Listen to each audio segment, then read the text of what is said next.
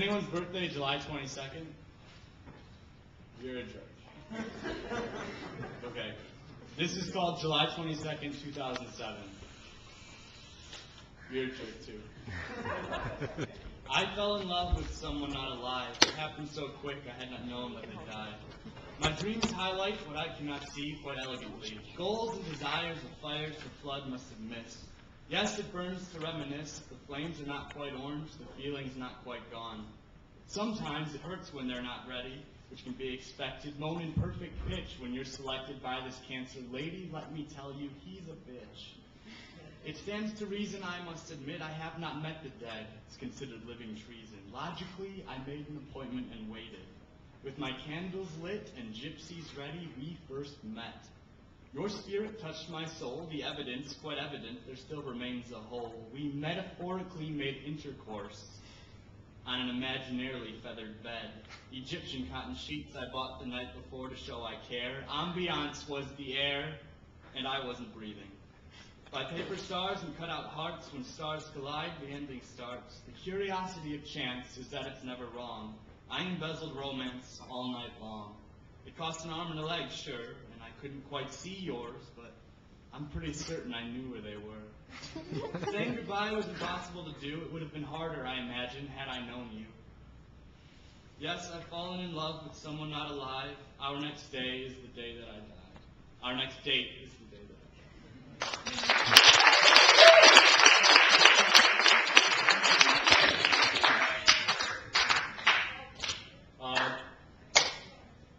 Here's another one that I read at the Barnes & Noble one, but not many people were there, so I'm going to read it again. I was there too. I'm still going to read it again. This is called A Day So Sad That Rain Makes Me Happy. Conceived in a thunderstorm, existence by evaporation, with too little time to find who I am. Hydrogen and oxygen and frightened, and now more than ever unsure of who I am. I know that I'm a raindrop until I fall, and then I'm not. There's the sweet smell of spring when the clouds swell, and then I drop. I was a hurricane once, the unintentional cause of pain once, a puddle you stepped in, moisture you breathed in. That night you could feel humidity sticking to your skin. That night you fell asleep under that tree, and I was dew on a wilted leaf. I fell and alleviated all memory, but still felt forgotten, felt your face, and that's all I remember now. Sometimes I get a bad feeling, and I thank God for surface tension, or I would have been a tear cascading down your cheek, afraid of the momentum and the reasoning behind my being there. I'm the glaze on the street outside your house after a rain, reflecting photons and feelings, and sometimes existence is more than just being. I'm living, conforming, dripping from a gutter overhead, caught in hopes of feeling something real. I can give you that at least, life at least. I slip through your hands and run down your leg. With a chance of rain, we meet next when your mouth is open. With chances less than 1 in a million, I'm glad it happened. And I'm inside you. I am you, not me, and when you mix fluids with friends, I am them too. On the shores of Venice Beach, a flash flood, shimmering in a marble fountain, all of the above.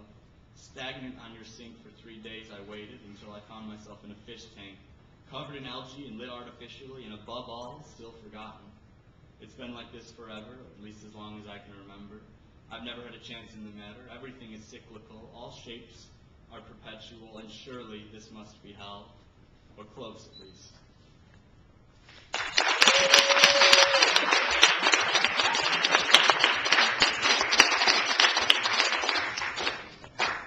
So when it rains, you're supposed to think of that. This is the last one that I guess I'll ever do at Coffeehouse, and I wrote this today, kind of last night, but it was after midnight, so it's today. And this is called I'm Gay, but Not For You. And Other Sordid Tales of Human Sexuality. Canadian quarters don't fit in our vending machines no matter how hard you may try.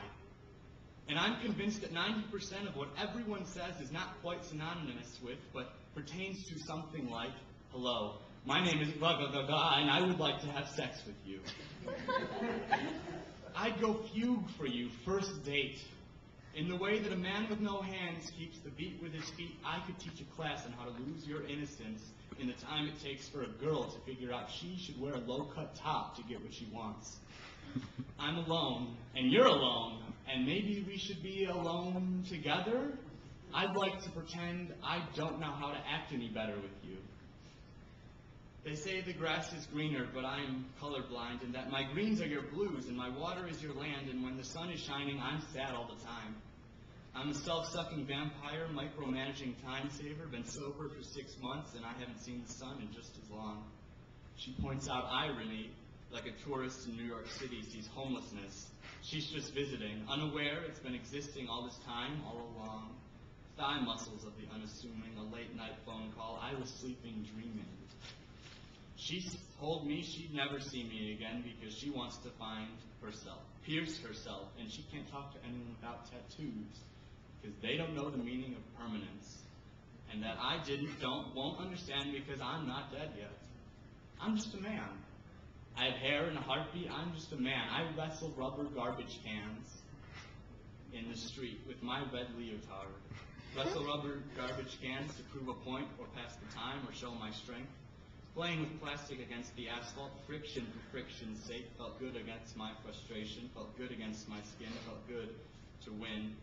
I aim to please, to make Paul Mercado proud. So don't take it the wrong way when I say, I'd rather be alone.